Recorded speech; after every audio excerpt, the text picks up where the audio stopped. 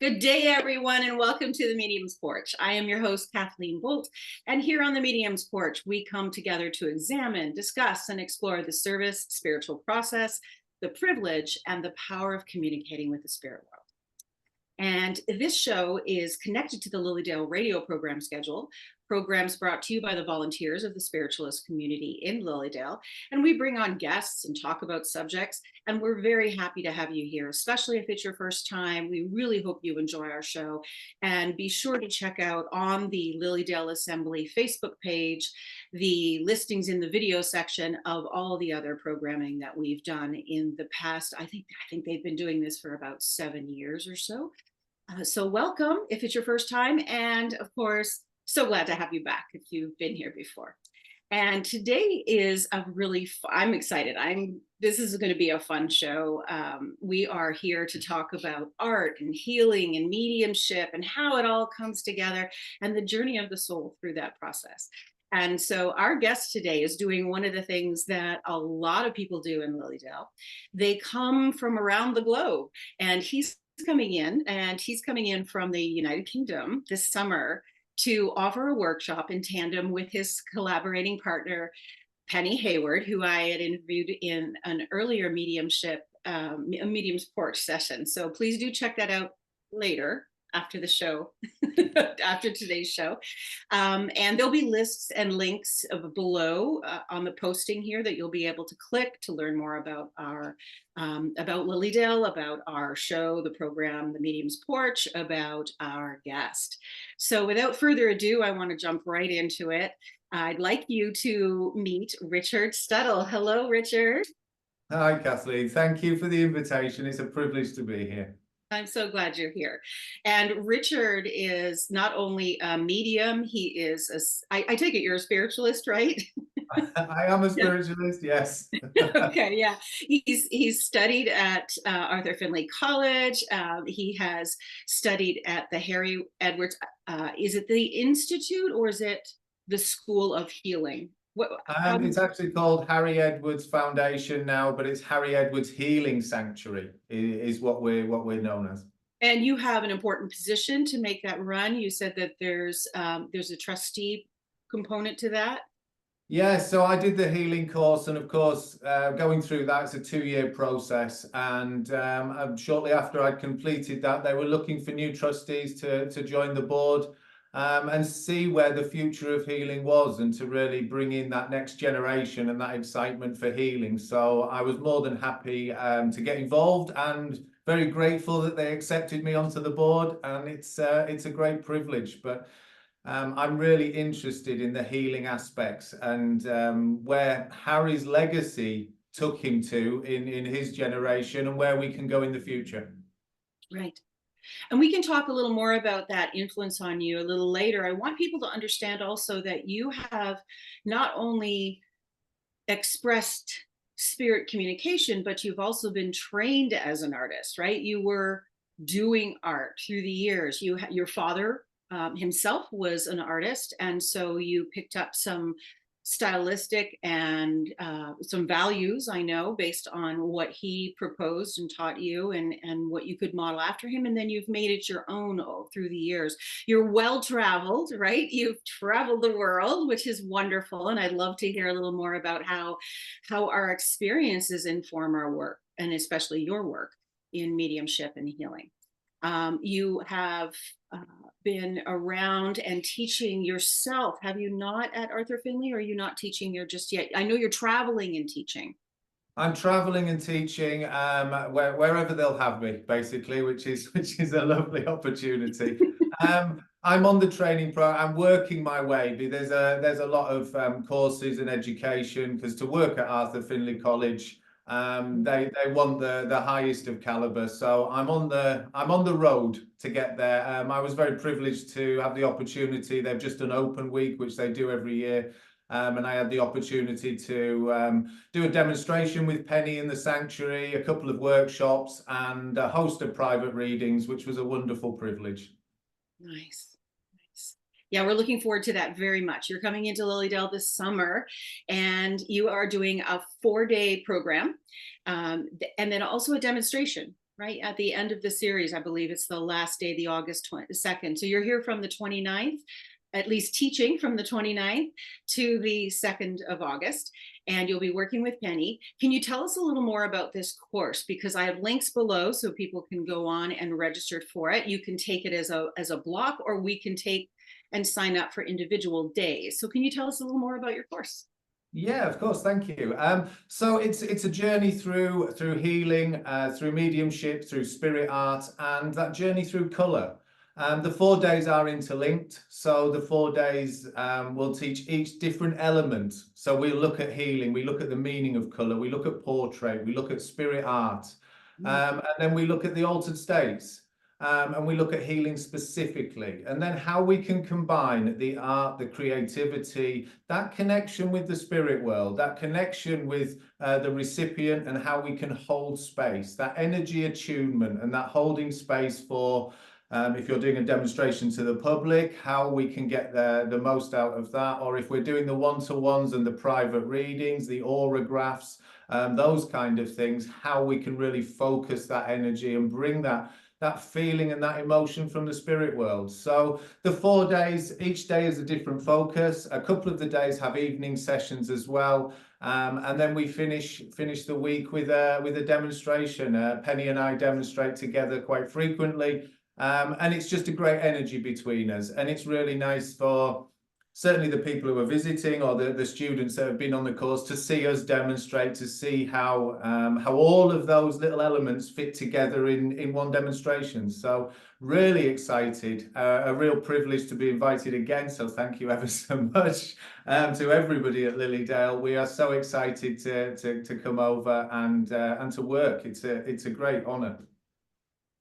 Now, what would you say to the person that is intrigued by this class, but they themselves don't consider themselves artists, or they've developed that block in their mind that they don't draw, they can't draw?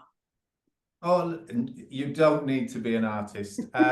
It's not a requirement at all. You just have to have an interest in creativity, an interest in color, an interest in tapping into your own essence and working with the spirit, that intuition, that intuitive self that asks those questions. What color am I going to wear today? What jumper am I going to pick out of the wardrobe? What foods am I drawn to? All of these different things that you're already doing. We're all artists already, whether we realize it or not. There's a difference between the skills and the tools that the spirit world can use. So if they want to use me to draw portraits, I've got to train and practice my portraits. If I can't draw an eye, the spirit world can't say, oh, I'm impressed, there's a green eye coming through and they've got a glint in the eye and this is the shape of the eye. If I've never drawn an eye before, the spirit world can't work through my skills. So learning the skills is one thing, but having that interest in color and just opening your mind to that freedom of color. And the first step to that is, well, what is the meaning behind color? What does yellow mean? What does red mean? And what does it mean within this moment? So we've got such a great opportunity. Spirit world see our language as color. We feel their vibrations and we can feel that energy step in as we work with the spirit. Well, let's see if we can use a little bit from the conscious mind to widen our bandwidth and understanding, to give that frequency, give that feeling a color. And if we can start to do that, we can make it more impactful for our recipient. We can make it more impactful for the group.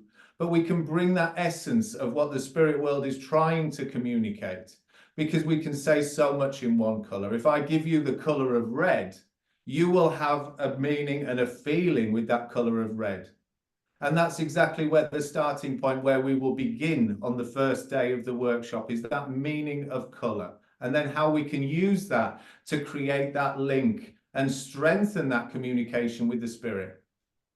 So color is very subjective too, right? I mean, if I were to look at the color yellow in front of me, I might be triggered for some experience that I had in the past, or I might just feel refreshed and woken up. And again, the hue and the tone and, you know, the type of yellow, because I could say the word yellow to you and you might picture canary yellow, whereas I could say yellow to someone else, they might have more of a mustardy color that they're thinking. Can you talk a little bit about the nuances of color in that regard and how it affects our languaging and understanding of energy as it's exchanged. Most certainly, and this is where the visuals really come in. And this is where we can start to talk. And luckily, here's one I prepared earlier. There's a sheet of paper. So we can just talk a little bit about colour and just a little bit of the opportunity that we've got with that one colour. So if I start off, and I start off very simply with that colour of red. Yes.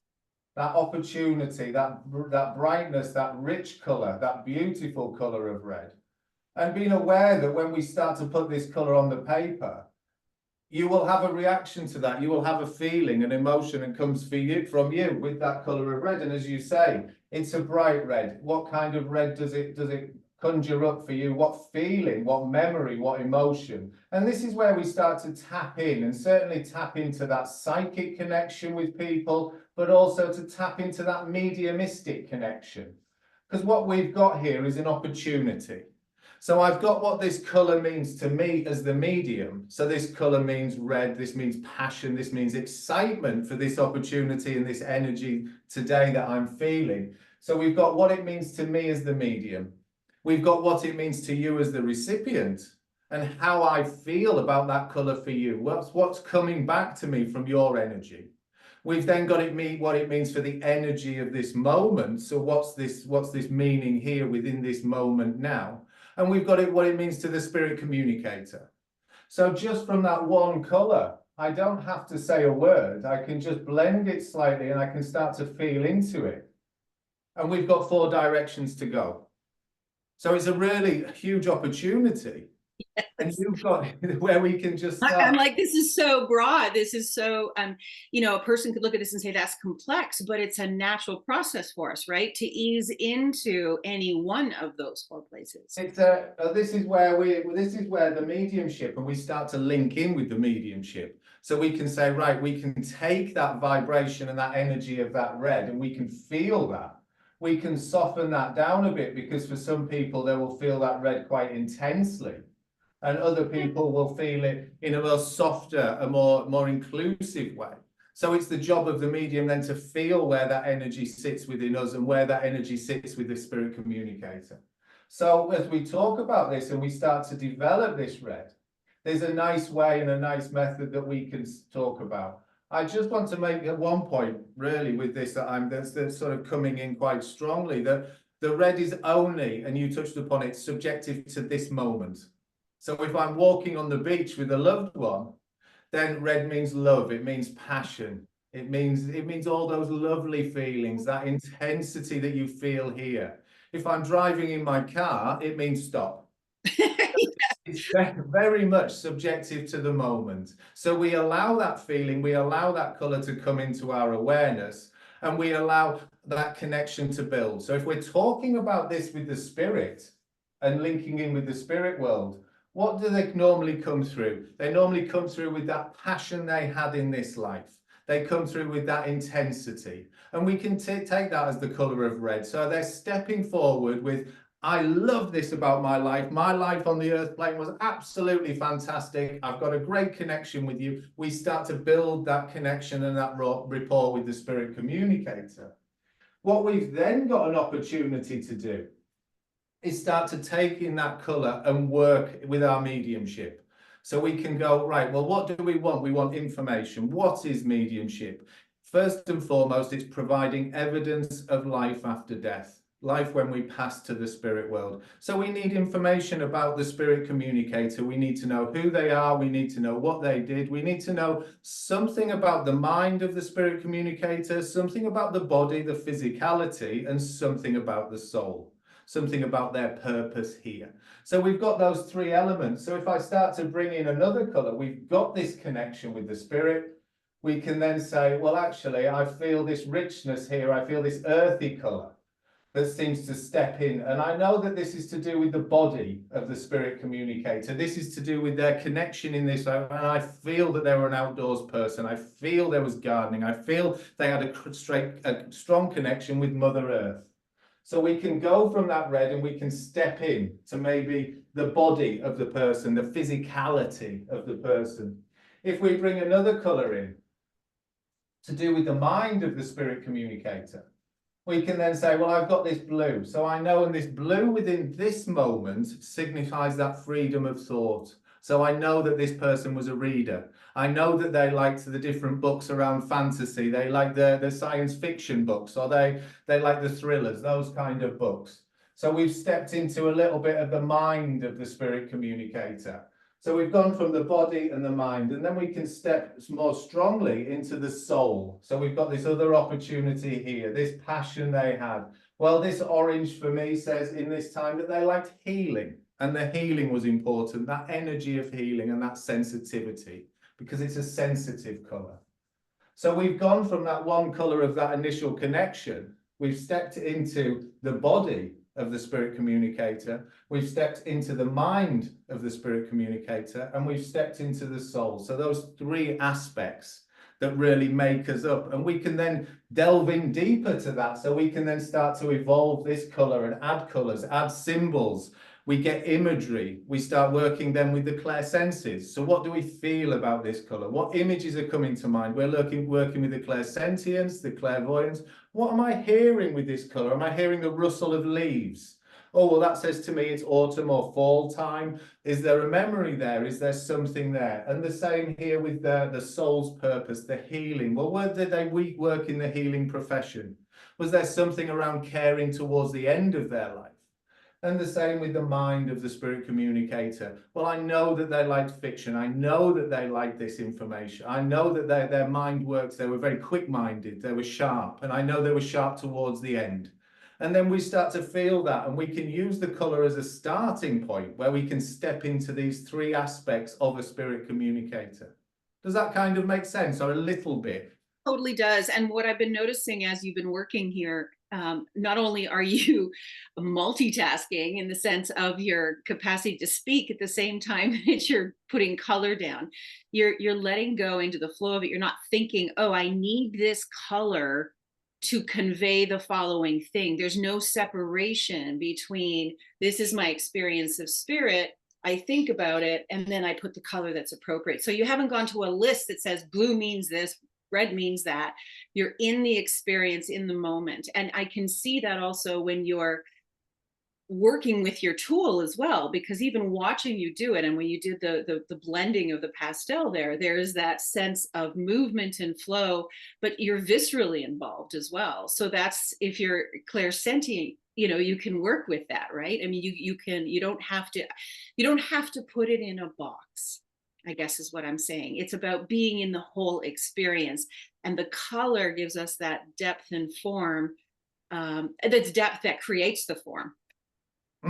Exactly that. So there's you were spot on in what you were saying.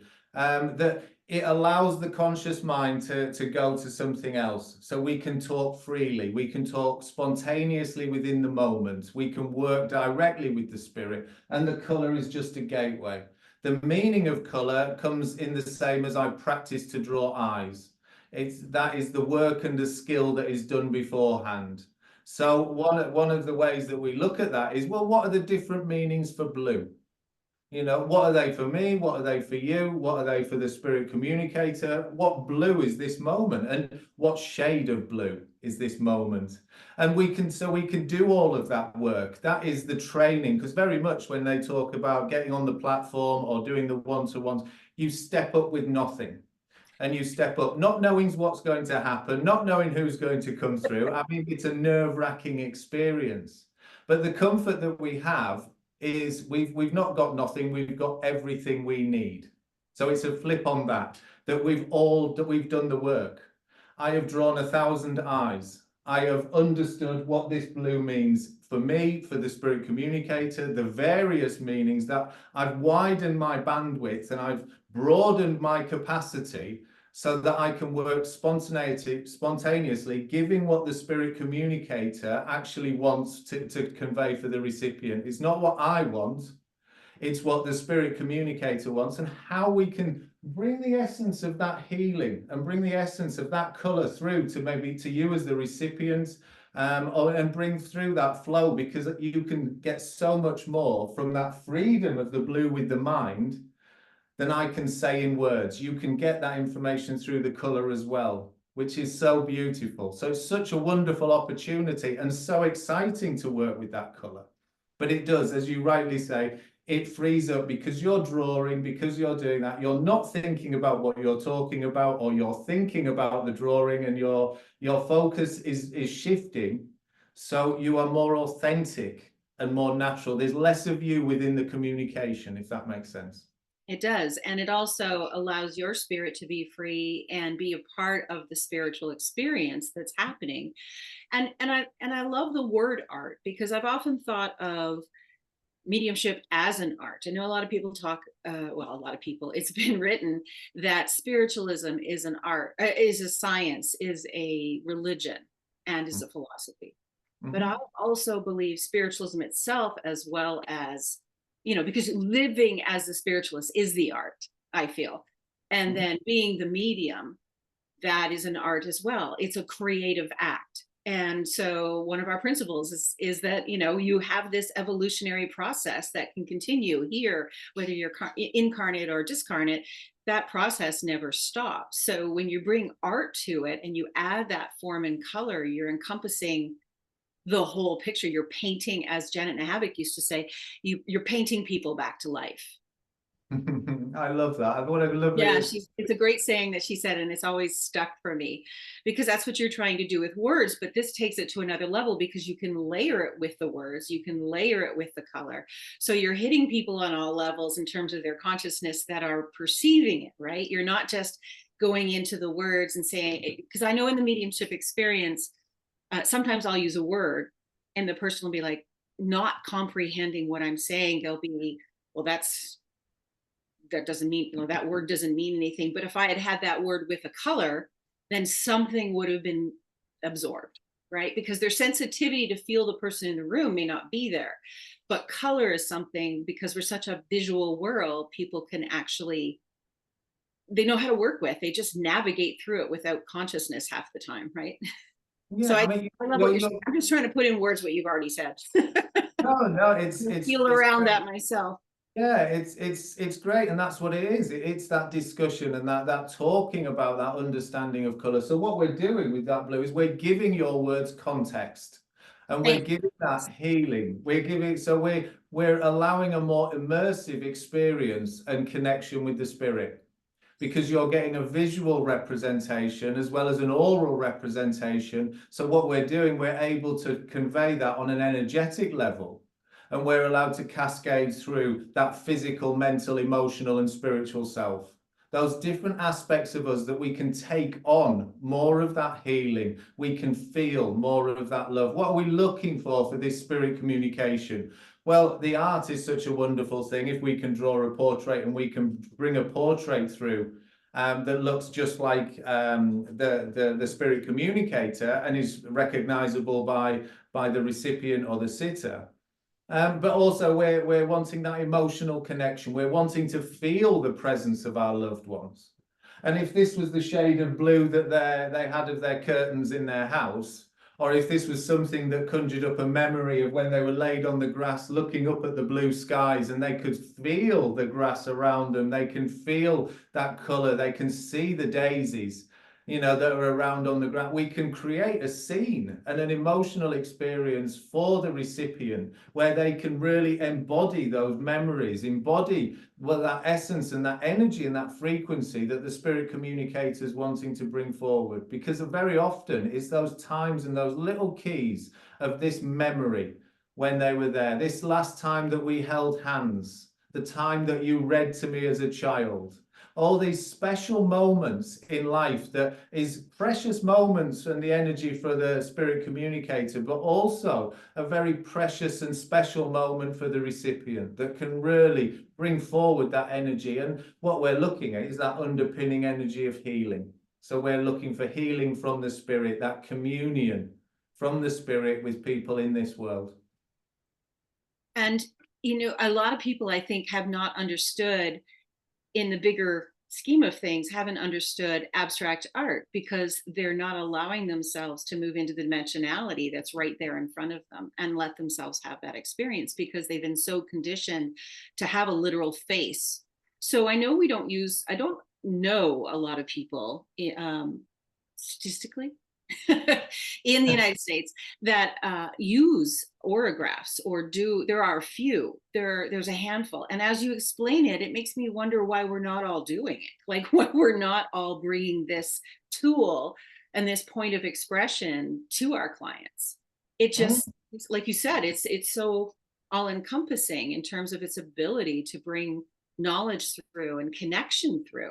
And I know that word connection is actually, now that I've said it out loud, that word connection is very important for you. I've seen it in a lot of your videos and it comes up a lot. And I love that word because, well, I've been using it for years, connect with spirit. And I like the dual meaning that can have, connect with your own spirit, connect with joy, connect with, but connection is something that we tend to think it has to be a very specific thing. And I love that your art, bringing art into it, allows you the opportunity to go beyond what the literal connection means and the labels and into something with more depth. So if we brought something, can you talk a little more about orographs and how they serve people in the client setting? Yeah, of course, and it is, and what we're doing. I mean, if people just saw that now and didn't hear the my explanation or what we were talking about with that, that would just look like an abstract piece of art, and maybe they'd get it, maybe they'd understand, or maybe they'd feel it. But to really understand it, you have to feel and understand the process that the artist went through. And that's such a great opportunity that we've got with the orographs, is we can make a starting point. So a gentleman called Harold Sharp developed and coined the phrase orograph, and he came up and it was done in a circle. So that circle was to represent that connection or that inclusivity of the life and pushing within this world. So that was really the starting point. There were different symbols and things, and they were channeled through him when he was in a trance state, and came through his guide. So it's like using the oracle cards or the tarot or whatever your discipline is, that you can start to bring information. And there's the generic meaning for within the tarot, within the oracle cards, or within the books that you read. But then as the medium, you can go one step further.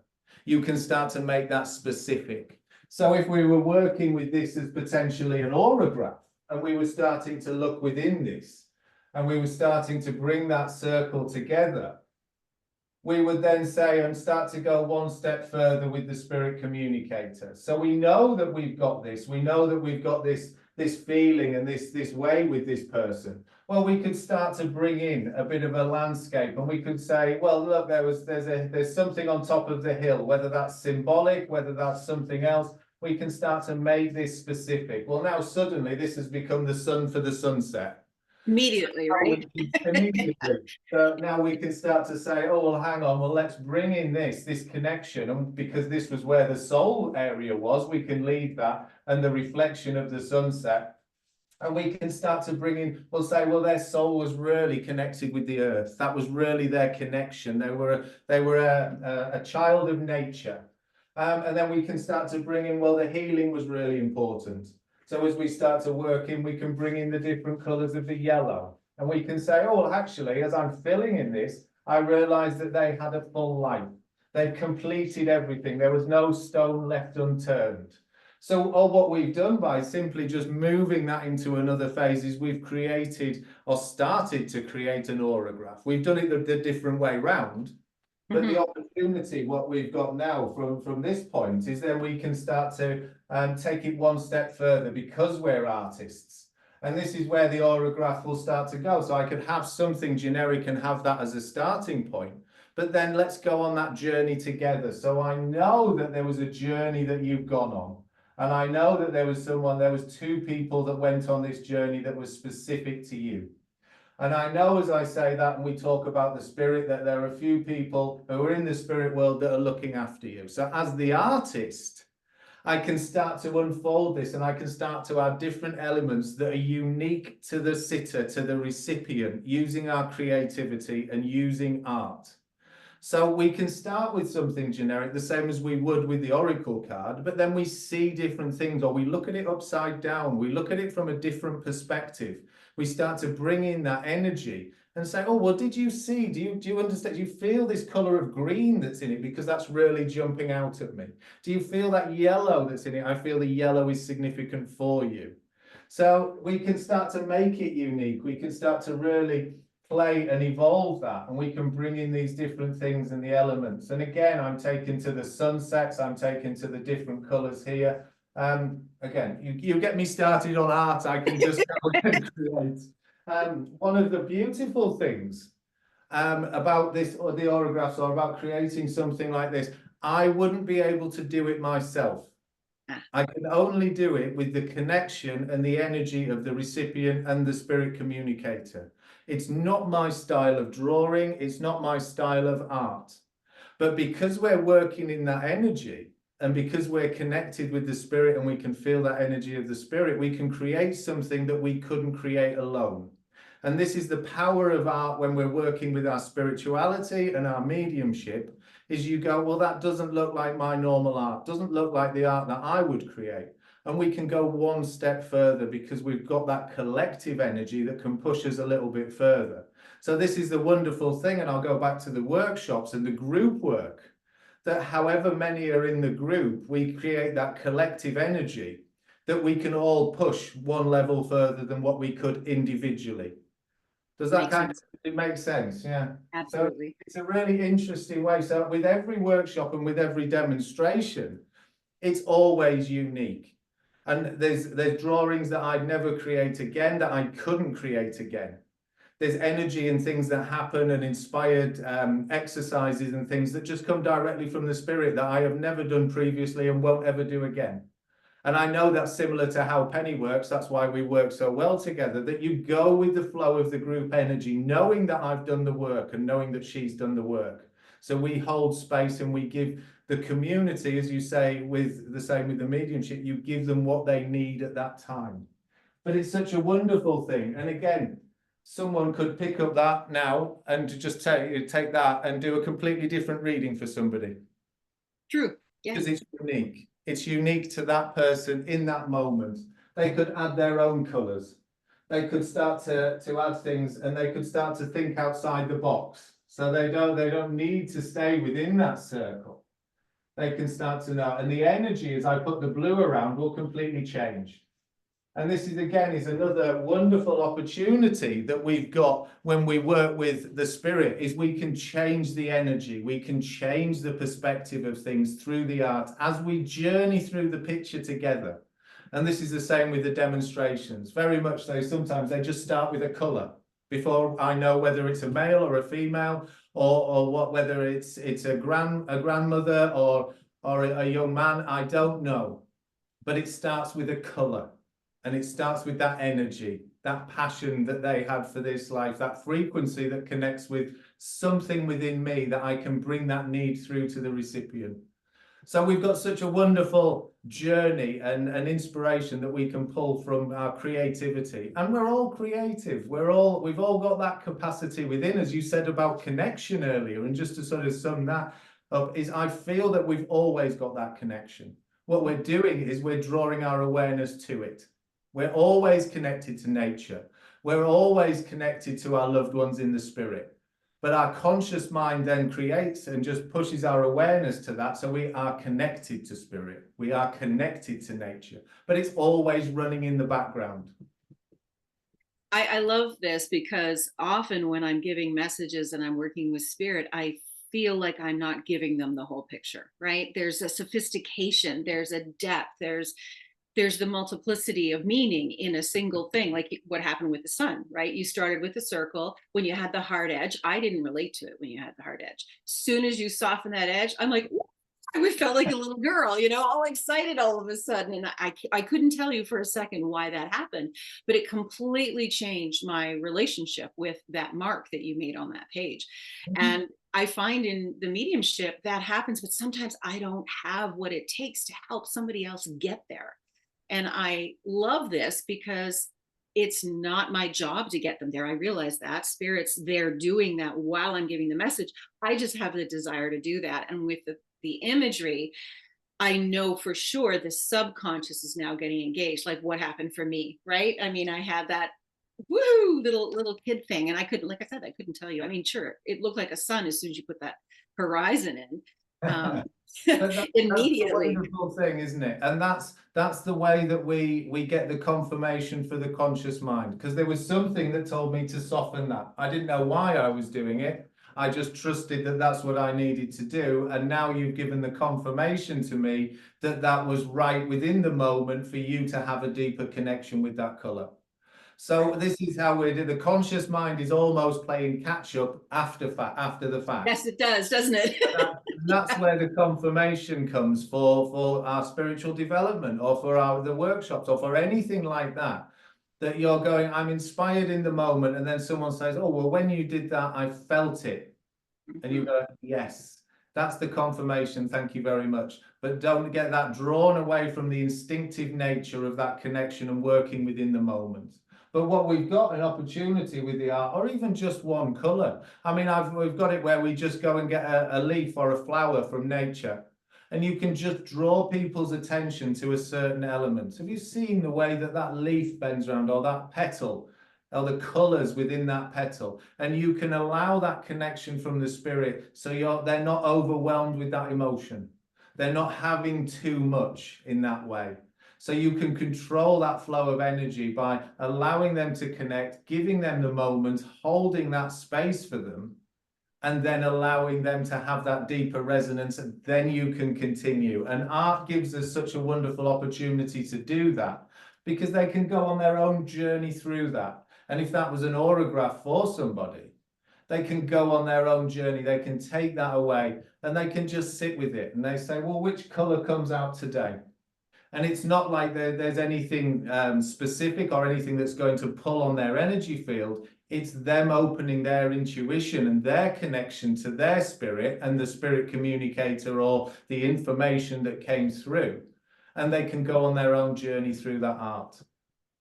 Now, when you talk about journey through the art, I know part of your programming is going to be designed based on, your expression of it, on allowing the mediums that attend, or the healers that attend, or the people that are interested in this, to go through a personal discovery process, to go through the experience of transformation themselves by the act of creating art. Can you talk a little bit more about that power, about how art and moving into this, working with spirit through art, can be healing and can be supportive and help in self-discovery? Yeah, I mean, I think that's a common thing that maybe isn't mentioned too much when people are attending workshops or classes, or they come with an idea of, I want to strengthen my mediumship. I want to strengthen my connection with the spirit. But really what that is that inner journey into understanding self. The more you go on that inner journey. So that's why they go through this, sometimes a very turbulent process through the week, or through the weekend, or however long the workshops are or the training is, that they go on this whole journey. And it can be, I feel fantastic, and that last message was amazing, and I'm on top of the world, to, oh, I don't know, I didn't understand it. But that's that journey of self-discovery. And that's exactly what we're doing through art. And this is where we go back to, what does that color mean for you? The first thing we do before we do anything is we check in with ourselves. How am I feeling physically, mentally, emotionally, and spiritually? If I check in with myself, I know where I am. So I know that the information coming in is not me. Then all my job is to work out, is that for you? Is that from spirit? Is that within the moment? So we know where we are and we sit with it. The wider our bandwidth, the more range we've got to connect with the healing of a recipient. You can't teach something you don't know. You can't convey that emotion and that capacity of healing unless you've had a similar or something around that experience. And this is where the life experience, the journey through color, the journey through art and creativity is something that is almost a fast track for people. You can open up that journey very quickly, and you can open them up to going, right, well, this blue now, when I first started, that blue just meant sky. Now it means this, this, and this, and this. So what you've done is you've added to your repertoire 4 or 5 different meanings for that one shade of one color that now the spirit world can work with. And then, oh, if I add red, it becomes purple. Well, where does that sit within me, right? What does purple mean? Bang, bang, bang. 3 or 4 different variants on that color purple. So it's a great journey of self-discovery. I think all of this work with the attunement and with all of that is that, well, where does it sit with me? Every medium is unique. Every medium works in their own way. But what we've got is a commonality through art, through creativity, that we all see that as blue. Or the majority of us see that as blue. But what shade of blue we see is unique to us. And that's where that journey really begins, when you can start to go, well, what shade of blue do you see? How does that blue link to your past experiences? How does that blue link to what part of their timeline? Is this a memory for a spirit communicator when they were a child? Was it when they had their last memory with you? Was it halfway through their life? Was it to do with their working life? Was it to do with their downtime or their creativity? So it's just that starting point to really understand, well, where do they want to go with this? So that inner journey is really an inner journey of widening your bandwidth. The more you work with different people, the more you widen your bandwidth, then the greater range of recipients and spirit communicators you can work with. Because very often you find I always get artists or people who are interested in creativity, because that's where they connect with me, because that's my interest. But the more you work with different people, the more you widen your bandwidth, you can get young spirits, old spirits, different varieties of what they did for a living. People in the financial sector, which I am terrible at. People with facts and figures, I am terrible at. People I laugh because I can relate. but they still come through, and they use words, and that's why, the same as with the art, when they use words that you don't normally use as your vocabulary, that strengthens that understanding and connection with spirit. When you're giving meanings and you're creating art that you cannot create alone, you know you are working with the spirit. Now, I know you talk about skill being so important, doing the work. You do the work ahead of the service, right? You're practicing, you're disciplining, you're approaching your work as work you love, as something to put your attention on very intently. So you grow that vocabulary, right? You grow that ability to work with the tool. What I love about what you've just done with autographs is it's a wonderful initiation into the process of art in general, but also into deepening your mediumship, because maybe you don't have all that training just yet to do the portraiture, to bring through spirits features in a way that somebody would understand, but you have this, so you can still bring meaning into your work. So I love this is a wonderful initiation into that. Portraiture is a whole other thing, a whole other way of working with spirit, is it not? Am I right about that? Yes, very much so. Again, it's a tool, but you know, it's important that we understand that that requires work and discipline. I mean, to become a portrait artist takes years and years. And you know, you're painting landscapes, you're doing this. It doesn't matter whether this on the hill here is a few millimeters to the left or the right. It's fine, because it's in a landscape. It still looks that. But if you move an eye to a few millimeters left and right, up and down, it looks nothing like the spirit communicator. So what we have to do is, working with spirit, is we have to have the tools of the trade to allow the spirit world to work through us to bring through that portrait. So if you've drawn 1,000 eyes and 1,000 noses and 1,000 mouths, they can say, oh, well, this mouth goes up at the edge a bit. This was a cheeky person. This person had dimples. This person has this shaped face. Yeah. So they can start to work with you in that way. And that might be an impression with your clairsentience in the moment as you're drawing, or it might be something that's come through with the clairvoyance. It might just be an image that you see, a flash of somebody. What's really clever, and the intelligence of the spirit is phenomenal, that they will come forward and they will come through where they can be matched to a photograph, or they can be matched for a memory. And it might not be the age that when they passed. It might be years when they were in their prime. Just in the spirit, the same as when we are here. You want your best side.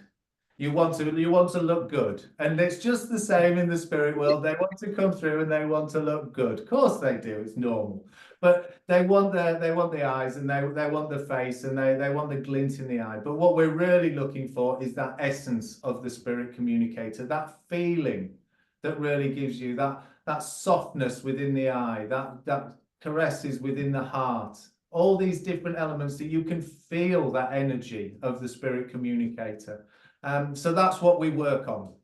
So the likeness comes with time, but as long as you've got 2 eyes, a nose, and a mouth, you're halfway there. You can start to bring in that person. But there's simple questions. Do they wear glasses? What colour hair have they got? Have they got any facial hair? What colour eyes have they got? All of these questions you can answer very simply. You don't have to say, but they would see it in the drawing. So they can say, I've got glasses. Well, what shape were the glasses? Did they wear them all the time? So through the portraiture, once we've got the facial structure, you can start to bring in that. Did they have rosy cheeks? What sort of face? Did they have any blemishes on the skin? All of these things, we can start to ask those questions to deepen that evidence. I wonder if, for people that have never done a lot of drawing, and especially the portraiture, and where you talk about things having to be in the exact right spot for recognition, I wonder if people that have not approached this would understand it if we said it's about relationship. What is the relationship between the placement of the eye to the edge of the nose, or you know, the breadth of the, whatever this is called here, to the chin, or you know, those relationships. And I think if we talk about it in terms of relationships through the form, then we would be able to relate to that if we've never drawn as mediums, because we are in relationship with the energy around us and the placement of that energy and how it affects us and brings knowledge forward.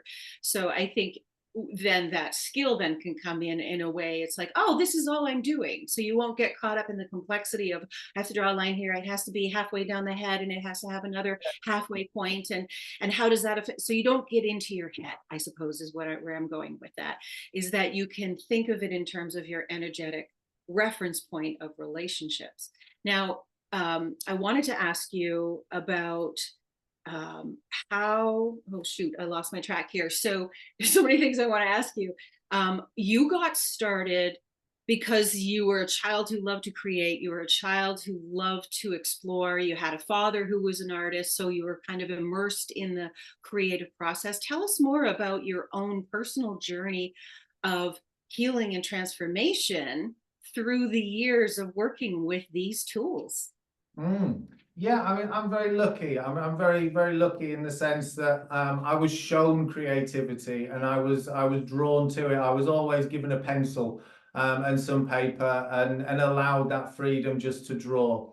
When I was younger, I started to travel, and you mentioned earlier about the travel and the different things. I'm very lucky in that sense as well, that I originally trained as a chef, so I learned to cook. So I could go, and if I wanted to go and work in France, I went and got a job in France, and I worked as a chef, and I worked my way around the different places I wanted to see. And it was a nice opportunity to understand your own sensitivity and that journey within you. Because when you're stood, and I did a lot of paintings on the spot. I can show you one, actually. It's a nice opportunity. I'd love to see one. So that, I'm sure our visitors or our viewers will too. Yeah, sure. So this, if you can see that, this, I used to be very, I used to paint on location. So I'd take the canvas, and I'd take this, and this is one of the only ones I've got left now, actually, but this is in Antibes in the south of France. So I'd go and stand there on the spot, and I'd stand there for, it's called plein air painting, in the UK we call it, or painting on location.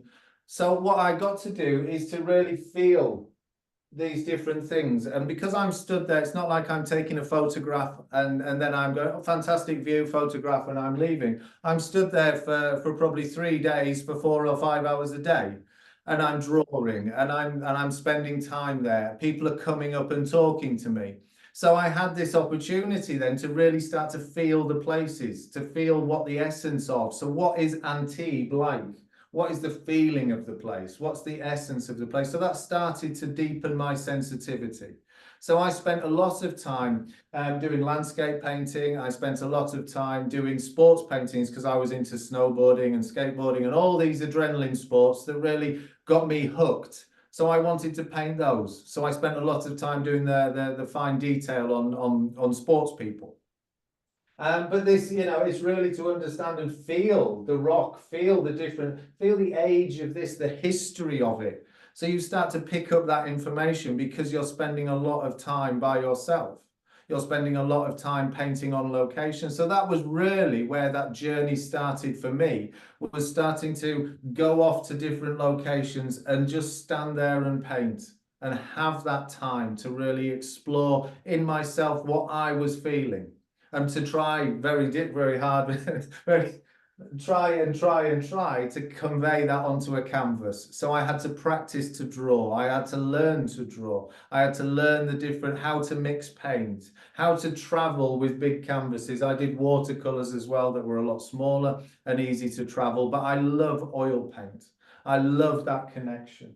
So I went from very traditional landscapes and stuff. And then I've got just a couple of others I'll probably, if we've got time, just to show. That I then went a little bit more abstract in a way. And this is one I finished a few months ago, but it's a journey through meditation. So what we've got is that thing, and the painting process changed for me.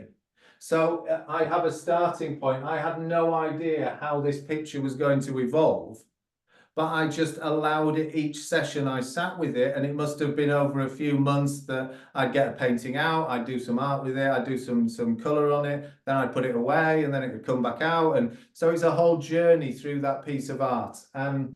But there was only one starting point. And then we said, well, who am I picking up now? Where am I going through this journey of meditation? And then we ended up going, I'm going into the trees and nature, I'm going into these energy circles of energy. I'm picking up people from the spirit. I've got the water, I've got the sky, I've got the cloud, all of these different things that kind of looked a little bit more abstract, looked a little bit more that freedom of mind and that freedom of creativity. And because you've got the freedom to do it in paint without that judgment, I don't think, or I try not to think anymore, is this good? Is this bad? Can I sell this? Those aren't really of interest now. I just try and paint what I feel, because it's that journey through self-discovery, as we were talking about with this, and going through that journey of self-discovery. So although I've been painting for 20 years and my styles have gone very much abstract, very much realism, landscape, portrait, all these different things, and all these different styles of art, I've very much just tried to go on that journey where I try to find something out about myself through each painting, and through each. Almost like it's emerging from the inside out.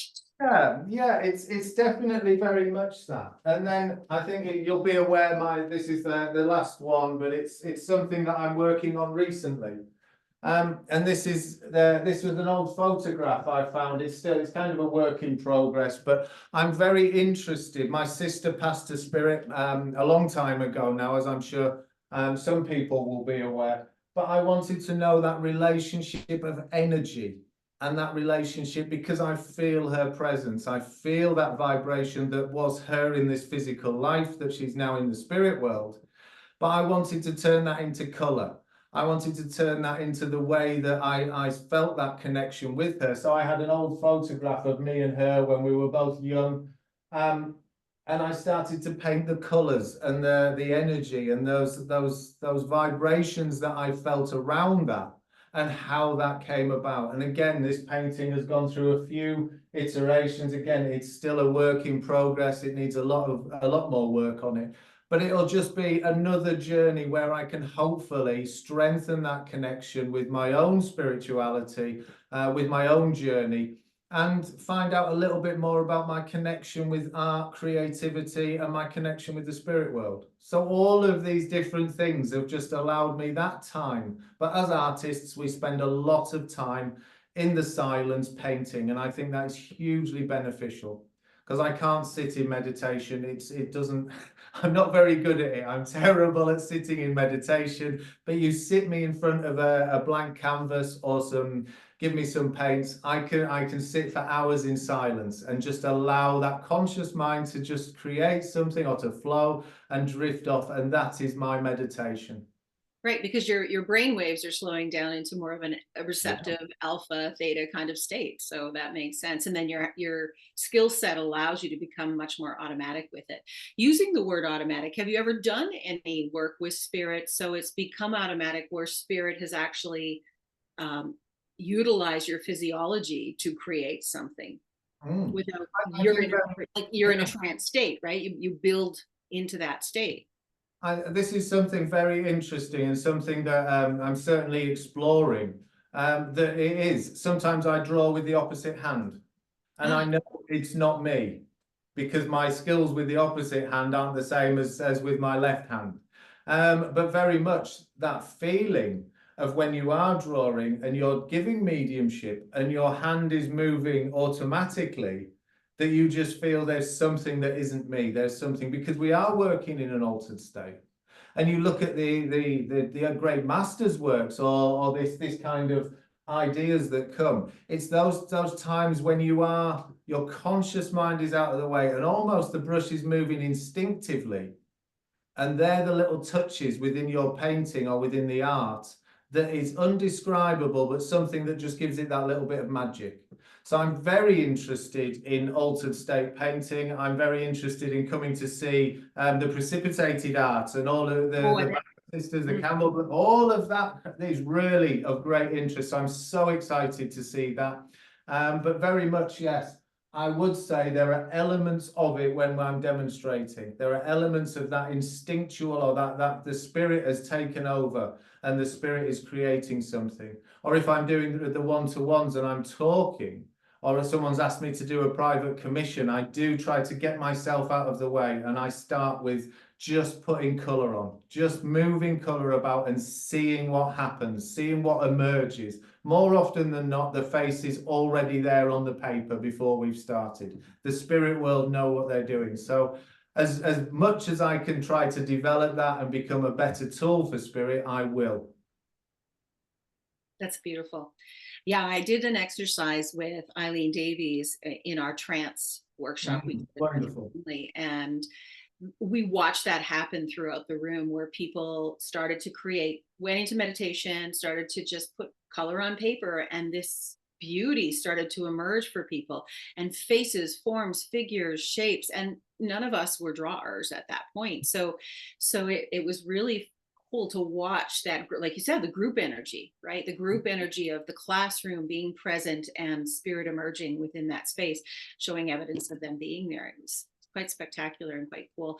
The other thing that I've experienced, and I'm saying this not because you would need to hear it, but for our listeners, is that when you sit down to try to draw something, so there was an exercise given by Scott Milligan when I was in a trance class with him, and he had us draw a picture of his face.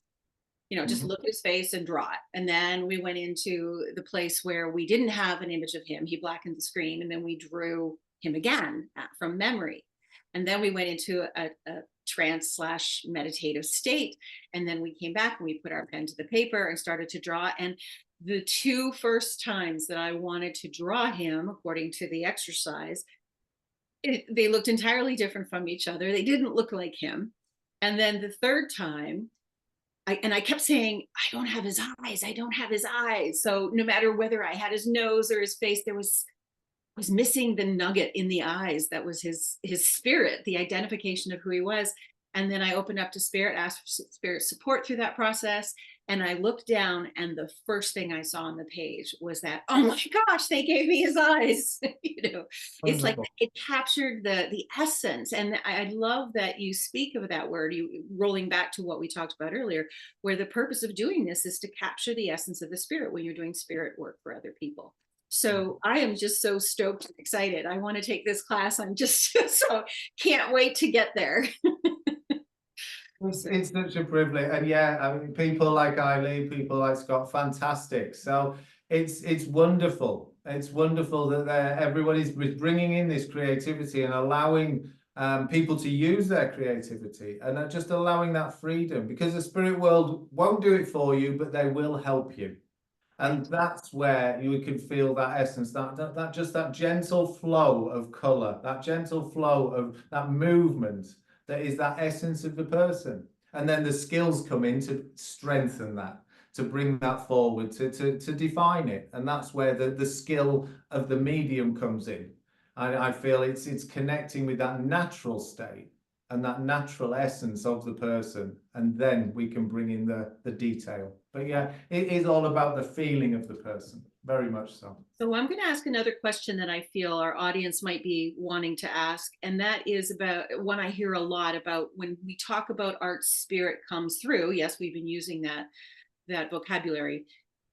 Do you have a guide? I hope that's not a tired question, but there's a lot of people that might be interested in hearing who you're working with, or what your team, how you're conscious of their experience, or do you just immerse yourself in the I feel, well, I feel my sister very strongly, and you know, before I do anything, I ask the spirit world for help. I ask them for support. I ask them to bring forward what is needed for the room, for the people, or for a particular recipient. Certainly within healing, I'm aware of different frequencies. I'm aware of different energies. Over the years, I've been given different guides that people say are working with me. I've done a few drawings. And what's really interesting, I've done a drawing of once they came through as a female with a red headscarf. Later, I drew them as a male with a red headscarf. So it's interesting how the energy kind of blends, and whether that's my interpretation of the moment, I don't know. But I feel those different energies, and I try to be open and receptive as possible to bring forward what is needed within that moment. I've been asked to draw spirit guides and things, but it's something I'm quite happy to do, but it's not the evidential mediumship that we can quantify. Certainly in the UK, we look for the evidential. The spirit guides, if someone has a strong connection with their guide, then yes, and they know they have an image or something that's come forward, then it's something that can certainly work. For me, I just try to be open, but I certainly ask my sister for help all the time. Nice, nice. Yeah, it's good to have a familiar, I mean, a spirit that you're really close with, that you can know is there for you when you're expressing yourself. I had two questions that came out of what you were talking about. One of them was, when you're drawing or when you're doing this work, so take the word draw out of it, when you're expressing yourself with this art, do you actually in your mind, I don't think it's as singular as this, but I'm going to ask it anyway. Do you actually in your mind see the whole person the way we would see a photograph before you put that portraiture on the page? Or is it a lot like what you were talking about, where you put something in and there's that relationship where something else emerges and now it's talking to you? Am I making sense? I'm going to say both. It depends on the spirit communicator. So if they were a very visual person, or they're a very organized person, they might go, this is what I look like. And that would then tell me something about them as a spirit communicator. It tells me that they're very organized, they're very visual, that they like this, and here's a photograph that will directly match me to the recipient. It will be. So it tells me something if they do it that way. If they come through just with the color, then it tells me something about them, that they're more organic. Or if it comes through with a different style of art. Because earlier on, I wondered why I was painting realistic or photorealism, why I was painting abstract, why I was painting impressionist, why I was going through these different styles of art. And now it turns out, as you're working, that some of the portraits come through in a certain style of art. So they might be a little bit more cubist, or they might be a little bit more impressionist. And it tells me something about the spirit communicator. So I would say certainly it's about what the communicator, how they want to respond and what they want to say, and also their understanding of how it will be received by the recipient. So all I can do is I'm widening the bandwidth as much as possible, So if they want to go, this is me and here's a photograph, and make sure you get it right, and I'm very particular about the shape of my glasses and nose, I know that about the spirit communicator. If they're a bit freer and looser and go, well, really, I'm not bothered, I'm quite happy, I've got this flow of water, I love being out in nature, I've got a dog that was probably more important than the way I looked, I know that that says something about the communicator, and the recipient would understand that about them. If that makes sense. It makes total sense. In fact, you're probably one of the first people that has been in my head in terms of how you describe this. When I do mediumship, I feel the same way. I feel like how they enter to speak to me in the very first moment is like that red circle on the paper. It's like, you know, it has those crisp edges, the organized person you spoke about, crisp edges. And then somebody else might come in and they come in red, but they come in with that softness around the edges. And it's just how they enter the space with me that is as defining of who they are. And I think for anyone, I think what's powerful about how you explain this is it may be well a way of people understanding that aren't mediums to understand what we're experiencing. Because I don't think I'm alone in that at all. No. I feel like how you've explained it through art may make it even more relatable to other people in terms of what we do as mediums, regardless of our toolbox or our way of working. I think very much so, that it's everybody's unique, and the same as everybody in the spirit world, their experiences when they were on the earth plane were unique to them. Their relationships and that vibration, that energy that they had, and that relationship they had to people who are still on the earth plane is unique to them. Not everybody's going to come through with the facts and figures. Not because they're not bothered about that. That's not their passion. And that's why we start with the spirit of somebody, that essence. So exactly as you say, it's just that. They come through in their own way that is unique to them. And our job of the medium is to try, sometimes very, very difficultly, to decipher how they're coming through. But then that goes back to that experience of the medium, that understanding that I can't get the face right. Well, they probably weren't bothered about the face. Or the eyes a bit. Well, they maybe had a lazy eye. I can't get this right. You know, all of these different things. Rather than to say, I'm doing it wrong or I can't do it, it's to say, well, what is the spirit communicator trying to convey? Because we've got such a beautiful connection. And we're constantly connected to spirit. We are spirit. So it's not the connection that's at fault. It's the interpretation with the conscious mind.